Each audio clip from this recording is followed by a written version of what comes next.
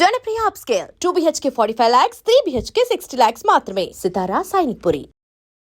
First movie నా తమిళ్లో name ఏదే స్విమ్మింగ్ పూల్ అని ఏదో పేరు వస్తుంది తెలుగులో. ఫస్ట్ సినిమాలోనే ఫైటర్కి ఒక 5-6 పుల్లు రాలగొట్టారంట. అంటే నన్ను ఫస్ట్ ఆఫ్ ఆల్ నేను సినిమా ఫీల్డ్కి వెళ్ళడానికే నా కరాటే బ్యాక్గ్రౌండ్ అండి. Yes sir. అంటే పర్సనాలిటీ అప్పుడు ఉంది సార్, కానీ యాక్టింగ్ తెలియదు, సార్. డాన్సింగ్ తెలియదు. ఒకటే ఒక క్వాలిఫికేషన్ ఏంటంటే karate black belt. Yes sir. ఆ కరాటే బ్లాక్ బెల్ట్ నన్ను కరాటే చేయడం చూసి ప్రొడ్యూసర్ డైరెక్టర్ టిఆర్ రామన్న గారు కిట్టు గారి ద్వారా మెసేజ్ పెట్టి తీసుకొచ్చారు. సో నాకేంటంటే అప్పుడు ఒరిజినల్గా స్టంట్స్ చేయడం, కరాటేలో మాకు ఏదైతే నేర్పించారో అది చూపించడం అదే అయింది. ఈ స్టంట్లో ఏంటంటే టచ్ చేయకుండా కెమెరాకి ఓవర్లాప్ చేసి చేయడం ఇవన్నీ తెలీదు. సో ఫైట్ చేసేటప్పుడు తెలియకుండా హ్యాండ్ పంచ్ కొట్టి ఒక 2-3 పళ్ళు పాపం ఎగిరిపోయింది. తర్వాత చూసి అది ఆల్రెడీ పోయిన పళ్ళేది కట్టించి పెట్టారనమాట. ఆయన అన్నాడు, ఏం వరే అవుతుంది సార్, ఆల్రెడీ పళ్ళు వేరే షూటింగ్లో పోయింది, కట్టిన పళ్ళు అండి కాబట్టి ఓకే అని అన్నారు. బట్ అంతే తప్ప డెలిబరేట్గా కొట్టడం అలాంటిది ఏం లేదు. బట్ నేను మట్టుకు అప్పుడు ఏం చెప్పినంటే, అంటే వాళ్ళు ఏంటంటే ఆర్టిస్ట్ని టచ్ చేయకుండా చేసేవారు. టచ్ చేయకుండా చేసే నాకు రియాక్షన్ వచ్చేది కాదు. సార్ మీరు టచ్ చేయకపోతే నా రియాక్షన్ రాదు సార్, మీరు కొట్టండి అని చెప్పి ఉల్టాగా వాళ్ళ దగ్గర నుంచి నేను టచ్ అయ్యేలాగా నేను కొట్టించుకున్నాను. అప్పుడే రియాక్ట్ అయ్యాను. తర్వాత ఏంటంటే సినిమా ఫైట్ అంటే రియల్ ఫైట్ కాదు, ఇది టచ్ అవ్వకుండా చేయాలి. అంటే నేల మీద దొల్లడం, పైనుంచి దూకడం అవన్నీ నిజం. మిగతంతా టచ్ చేయకుండా కెమెరాకు ఓవర్లాప్ చేసి చేయడం ఇవన్నీ తర్వాత నేర్చుకున్నాను అనమాట. అండ్ అప్పటికే మీరు తమిళ్లో చాలా పెద్ద స్టార్ అయిపోయారు. తెలుగులో అప్పటికి ఏంటంటే సీనియర్ హీరోలు అప్పుడప్పుడే తగ్గుతూ యంగ్స్టర్స్ వస్తున్నారు. అలాంటి టైంలో కరెక్ట్ టైంలో మిమ్మల్ని తెలుగులోకి తీసుకొచ్చింది భానుచంద్ర గారు. తమ్మరైతు భరద్వాజ్ గారితో ఇద్దరు కిలాడీలు అనే మూవీ ఫస్ట్ ఛాన్స్ వచ్చింది, కానీ ఆ సినిమా లేట్ అయ్యి తరంగని ముందు రిలీజ్ అయ్యింది. Relangi Narasimharao director, first director Relangi Narasimharao గారు, ఫస్ట్ ప్రొడ్యూసర్ తమ్మారెడ్డి భరద్వాజ, నన్ను పరిచయం చేసింది భానుచందర్. బట్ అది ఆగిపోవడంతో ఏమంటే నాకు ప్రతాప్ పాట్స్ రాఘవ గారు, అంటే అంతకు ముందు అడిగింది ఆయనే. అప్పుడు ఈ సినిమా చేస్తున్నా అని చెప్పి తర్వాత రమ్మంటే ఆయన ఇంట్లో రామయ్య వీధిలో కృష్ణ సినిమా మొదలు పెట్టారు. ఓకే. కోడి రామకృష్ణ గారు కూడా వచ్చి నన్ను అడిగారు ఏవిఎం స్టూడియో చెన్నైలో. లేదండి నేను ఒకటి చేస్తున్నాను, ఒకటి అయితే చూద్దాం అని చెప్పి నేను పెండింగ్ పెట్టాను. తర్వాత వచ్చారు. అప్పటికి ఇంట్లో రామయ్య వీధిలో కృష్ణ షూటింగ్ అయిపోయింది, రిలీజ్ రెడీ అవుతుంది. అప్పుడు తరంగని సినిమా షూటింగ్కి ఆఫర్ చేసి ఆ గ్యాప్లో ఒక 18 days గ్యాప్లో తరంగిణి సినిమా హైదరాబాద్లో షూటింగ్ చేసి 18 daysలో ఫినిష్ చేసిన సినిమా 1 year ఆడిందండి. సూపర్. అంటే మీరు ఇక్కడ ఇండస్ట్రీలోకి, తెలుగు ఇండస్ట్రీలోకి అడుగుపెట్టే టయానికి మీలాంటి యంగ్స్టర్స్లో పోటీగా ఉన్న హీరోలు అంటే అప్పటికి ఎవరు సార్? అప్పట్లో చాలామంది, అప్పుడు న్యూ కమర్స్ వస్తున్న ఒక సీజన్ అండి సార్. చాలామంది న్యూ కమర్స్, అంటే నేను దాని గురించి పెద్దగా ఇదవలా, నేను మామూలుగా చేశాను. అంటే అప్పుడు తెలుగు తమిళ్ 2 చేస్తున్నాను. ఇక్కడ పూర్తిగా తమిళ్ వదల్లా. అప్పుడు తమిళ్లో ఉన్నాను, తెలుగులో ఉన్నాను. ఎందుకంటే సినిమా నాది రిలీజ్ అవలా. సో అటు ఇటుగా ఉన్నాను. ఇక్కడ ఏం జరుగుతుందో తెలియదు. తరంగిణి సినిమా షూటింగ్ అయిపోయింది అన్నారు, 2 కిలాట్లు బ్యాలెన్స్ ఉందన్నారు, ఇంకా వదిలేసి తమిళ్లో అప్పుడు డార్లింగ్ చేస్తున్నాను, భాగ్యరాజ్ గారు డైరెక్షన్. తర్వాత సినిమా హిట్ అయింది. సినిమా హిట్ అయిన తర్వాత అప్పుడు ఇక్కడికి వచ్చినప్పుడే చాలామంది హీరోస్ ఉన్నారు. అర్జున్ ఉన్నారు, చిరంజీవి గారు సీనియర్, అలాగే ఆయన ఇండస్ట్రీలో ఉన్నారు. అర్జున్ నాకు తెలిసి భానుచందర్, తర్వాత అట్లా వచ్చారనమాట. శివకృష్ణ గారు అందరూ వచ్చారు హీరోలు. సార్ 1984లో ఒక హీరో రెమ్యునరేషన్ 4 నుంచి 5 లక్షలు. అప్పట్లో సౌత్లో ఏ హీరోకి ఆ రెమ్యునరేషన్ లేదు, ఒక సుమన్ గారు మాత్రమే ఆ రేంజ్ రెమ్యునరేషన్ తీసుకున్నారు అని చెప్తుంటారు. నిజమేనా? నాకు తెలియదు సార్. అంటే యాక్చువల్గా నేను డబ్బును పెద్దగా చూసి చేయలేదు సార్. నాకు డబ్బు కొన్ని ప్రొడ్యూసర్స్ ఎక్కువ ఇచ్చారు, తక్కువ ఇచ్చారు. నేను అప్పుడు ఏంటంటే కెరియర్ని స్ట్రాంగ్ చేయాలని చెప్పేసి నేను మెయిన్గా సబ్జెక్టు, క్యారెక్టర్, ఎవరు సాంగ్స్ బాగా తీస్తారు, ఎవరు ఫైట్ బాగా తీస్తారని చెప్పి చేసేవాళ్ళు. తర్వాత ఈ మార్కెట్ గొడవ అంతా నాకు తెలియదండి సార్. మార్కెట్, సినిమా ఎంత కలెక్షన్ అయింది, మనం ఎంత అడగాలి, సినిమా పోయిందా మనం ఎంత అడగాలి, ఏం తెలీదు. ఒక ప్రొడ్యూసర్ వచ్చేసి ఎప్పుడు వచ్చేటప్పుడు సార్ స్టోరీ చెప్పండి, ఇప్పుడు కూడా అదే నేను చెప్పేది, స్టోరీ చెప్పండి, నా క్యారెక్టర్ చెప్పండి అంటే సార్ డబ్బు ఎంత తీసుకుంటారు, అది పాయింట్ కాదు. ఆ స్టోరీ చెప్పండి, క్యారెక్టర్ చెప్పండి. అప్పుడు ఎన్ని రోజులు మీరు ఏం చేస్తారు? అప్పుడు కూర్చొని మాట్లాడతారు. ఇప్పుడు కూడా అదే, అప్పుడు కూడా అదే. సార్ డబ్బు నా లెక్కలో ఏంటి సార్, ఆటోమేటిక్గా మార్కెట్ పెరిగినప్పుడు అదే వస్తుంది సార్, మనం అడగాల్సిన పని లేదు. ఆటోమేటిక్గా ఆ విధంగా నాకేంటంటే కొన్ని ప్రొడ్యూసర్స్ దగ్గర కొంచెం ఎక్కువ వచ్చింది, డబ్బు గురించి నేను పెద్దగా చేయలే. బట్ మేబీ కానీ అప్పట్లో అది రికార్డ్ అంట సార్. అంటే సౌత్లో మేబీ అప్పట్లో మొత్తం అన్ని లాంగ్వేజ్లో కలిపి ఏ హీరోకి కూడా ఆ రేంజ్ రెమ్యునరేషన్ లేదంట. లేదు సార్. అప్పుడు ఆల్రెడీ తమిళ్లో రజనీకాంత్ గారు, కమల్ హాసన్ గారు వాళ్ళందరూ హై రేంజ్లో ఉన్నారు అప్పుడు.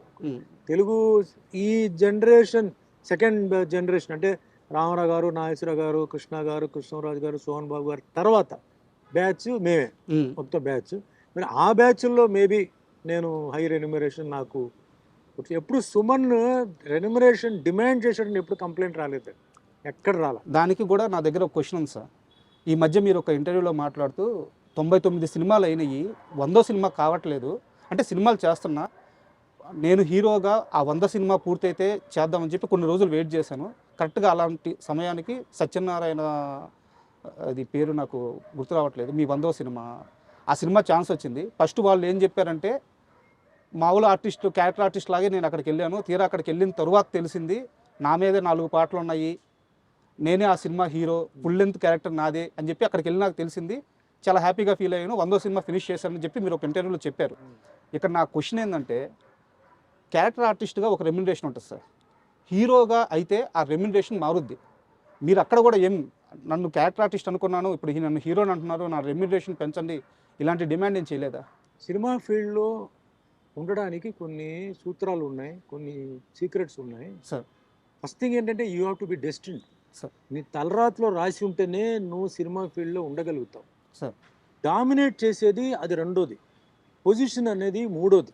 సార్. ఇవన్నీ గ్రేడ్స్ ఉన్నాయి. కానీ ఇండస్ట్రీలో ఉండాలంటే నీ తలరాతో చేతిరాతో ఉంటే తప్ప నువ్వు ఉండలేవు, ఒకటి.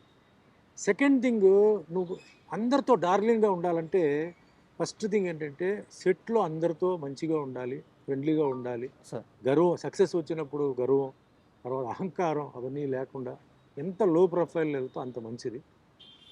ఆర్టిస్టులే కాదు, టెక్నీషియన్స్ని కూడా నువ్వు నవ్వుతూ మాట్లాడుతూ ప్రేమించి మర్యాద అంటే ఇస్తుంటే, ఇదన్నీ ఏంటంటే connections, these are all wires to connect to longevity అని చెప్పి నాకు మెసేజ్ చేయాలి.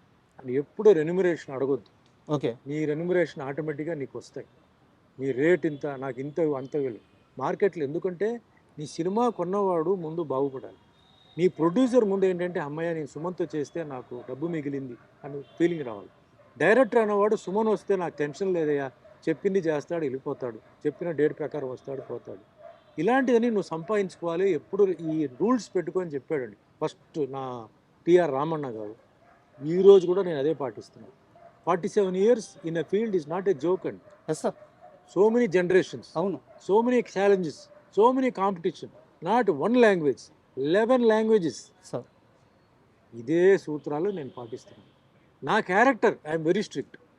నా క్యారెక్టర్ ఏంటి, నా కాస్ట్యూమ్ ఏంటి, నా పెర్ఫార్మెన్స్ ఏంటి, గెటప్ ఏంటి, no vulgarity, no sex, sir. No anti patriotism, దేశానికి విరుద్ధంగా మాట్లాడటం, సార్. కులం, మతం. ఎంత డబ్బు ఇచ్చినా నేను చాలా సినిమాలు వదులుకున్నాను. ఎంత డబ్బు ఇచ్చినప్పుడు డబుల్ మీనింగ్ డైలాగులు, సెక్స్ డైలాగులు, ఈ డైలాగులు మానేశాను. ఖాళీగా ఉన్నాను ఇంట్లో. సార్. సుమన్ కొన్ని రోజుల్లో ఖాళీగా ఉన్నాడానికి కారణం ఏంటంటే అప్పుడు ఆ సీజన్ జరుగుతుంది. ఓకే. డబుల్ మీనింగ్ డైలాగ్స్తో సినిమా, కామెడీ గీమిడీ అన్నది నేను పోలా. అప్పటికే అన్నమయ్య సినిమా చేయలా, సార్. అప్పుడుగా మామూలు సుమన్ హీరో. సార్. నేను ఎందుకంటే నేను చాలా కష్టపడి ఒక ఇమేజ్ని సంపాదించుకున్నాను సార్. నాకు ఎవరు బ్యాకింగ్ లేదు, నేను సినిమా ఫీల్డ్కి సంబంధించిన వాడు కాదు, యాక్టింగ్ తెలియదు, ఏమీ తెలియదు. మొత్తానికి భగవంతుడు తీసుకొచ్చి పెట్టాడు. తర్వాత నాకు తెలిసిన విషయం ఏంటంటే ఒక శ్రీనివాసుడు క్యారెక్టర్ చేయడానికి పైనుంచి ఆయన నన్ను సృష్టించాడు, నన్ను చేయించాడు అని చెప్పి తర్వాత తెలిసింది నా బుర్రకి.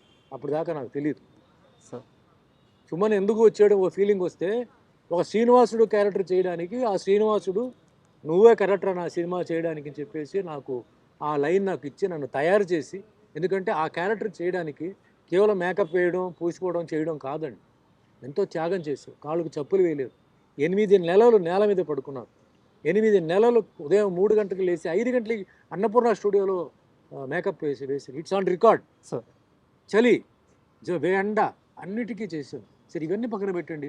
ఆ సినిమా రిలీజ్ అయిన తర్వాత పెద్ద హిట్ అయిన తర్వాత president of India Shankar Dayal Sharma గారితో పక్క పక్కనే కూర్చొని సినిమా చూసే భాగ్యం నాకు ఆ దేవుడు ఇచ్చాడు. సో వీటన్నిటికీ అన్ని సంవత్సరాలు నాకు పరీక్ష, అన్ని సంవత్సరాలు నాకు ట్రైనింగ్, అన్ని సంవత్సరాలు ఏంటి ఆ మొహంలో మేకప్ వేసినందుకు మాత్రం కళ రాదు సార్, దేవుడు కళ రాదు. అయ్యో ఆ పవర్ రావాలి, అవును. అది పైవాడు ఇవ్వాలి, అది ఇచ్చాడు, చేశాడు. సో నేను ఆ రూట్లో నేను ఎప్పుడూ ఆలోచిస్తుంటానండి. మన చేతిలో ఏమీ లేదు సార్. 300 మంది పైకి ఎక్కారు, 3 నిమిషాల్లో ఎగిరిపోయారు సార్ ఫ్లైట్లో. ఏం గ్యారంటీ ఉందండి? ఇంకో 10 నిమిషాల తర్వాత ఏం జరుగుతుంది ఎవరికి తెలియదు. సో ఎక్కువ నేను ఆశలు పెట్టుకోవడం, ఎక్కువ అది ఇది లేదు. చిన్నప్పటి నుంచి మా అమ్మగారు కూడా చాలా అంటే ఒక ప్రిన్సిపల్గా ఉండేవారు. సో అన్నీ కొంచెం బుద్ధిజము, నా కరాటే స్కూల్లో కూడా బుద్ధిజం గురించి, కర్మ గురించి అవన్నీ, సాంస్క్రిట్లో భగవద్గీత చదివాను. అది పెద్ద నాకు ఒక వరం. iDream. Please subscribe iDream Media. Please do subscribe to iDream. Please subscribe to iDream Media. For best entertainment and information, please subscribe iDream. And don't forget to subscribe to iDream.